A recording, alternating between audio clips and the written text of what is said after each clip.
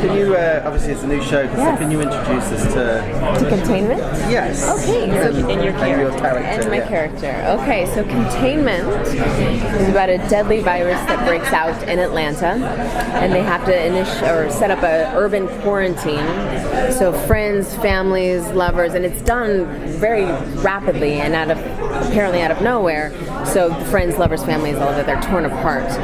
What's supposed to be 48 hours perhaps turns into much longer, 8 hours of weeks and months. We don't know.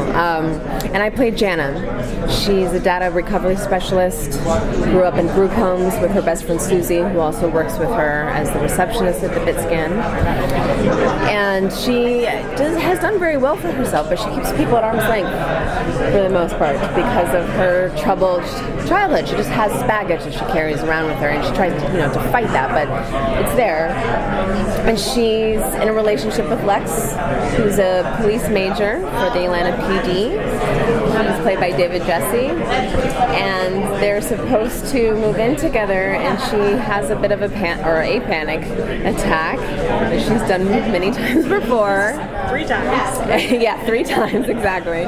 And he walks out, she's a little bit angry, and then of course she goes to work, and then she has a change of heart, decides to move in with him. But of course, at the same time, all of this disease is happening, and then there's the quarantine. She gets stuck on the inside, he's on the outside. So, So the cautionary tale of indecision and security. Make up your mind. Go to therapy. It's just what happens in our. It's human, and that's what's so beautiful. Is just these relationships and these stories that everyone can really relate to in one way or the other. Do you think she will turn to Jake because he's in the containment as well, or what will be her support structure? That's a good question. I think she has to. She's her own support structure. That's the thing. She does everything alone, and so she starts to survive alone. She's able to outsmart getting the virus for a while, hopefully forever. And then eventually people start to need her, and she starts to need other people, which is not, she doesn't like that feeling. And I think her arc is going to be learning how to let people in as she has to make these hard decisions and to care for people and to help people over time. And I am not sure how it's going to work out with Jake, because I know he's in the hospital, he's got children and everyone in the hospital. I think I'm sure there's going to be some interplay for sure, but I think her story is to learn how to let herself need people and let other people need her. Yeah. Can you talk a little about working with Julie Fleck and how hands-on she's been? She's amazing.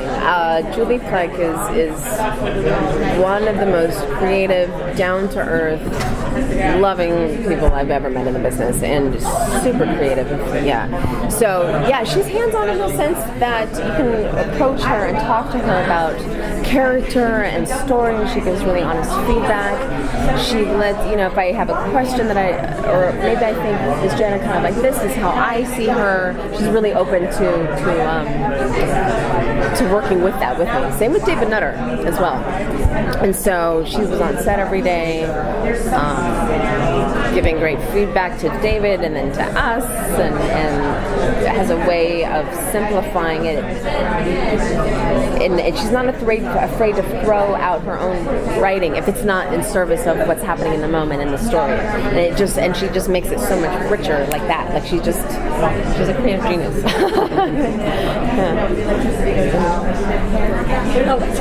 I cut you off.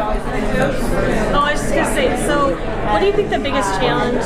Because she works with data instead of working with people. Yeah. So is that going to come into play at all in her work abilities, or is it going to be more just her trying to transition to work with people? I don't know. That's a great question. I think in terms of if we're going to go with who we know her to be, she will probably try to get just lost in her work until hoping that they're going to end this quarantine. Okay, 48 hours go by. We're still here. What's going on? And then eventually, yes, it's going to be her transitioning into working with people. I mean, that's why she has that job. She gets to work alone. It's quiet. She relies on herself. It's something that she can control. And this is completely out of her control. How would you handle life in quarantine? I don't know, and I think that's what the beauty of this show is. And what I love is that gray area of morality. And you never really know. You may have a bunch of ideas and beliefs of who you think you are, who you even know yourself to be, until you're actually faced with something you don't know. And I love that. I love that discovery, I guess, and also maybe you'd like to think that you would be the hero, that you would take care of other people and step up, but then, you're faced with something, your own survival, mortality, and maybe you don't, maybe you can't, and that's okay too, because maybe later you will. Who knows? Have you seen the Belgian series? Just the pilot. I just wanted to get a feel. Yeah. Well done. Do you think that you want to see the rest of it before you? I want to be surprised. Yeah, and also we're doing our own thing as well. So I don't want to be influenced in any way. Yeah.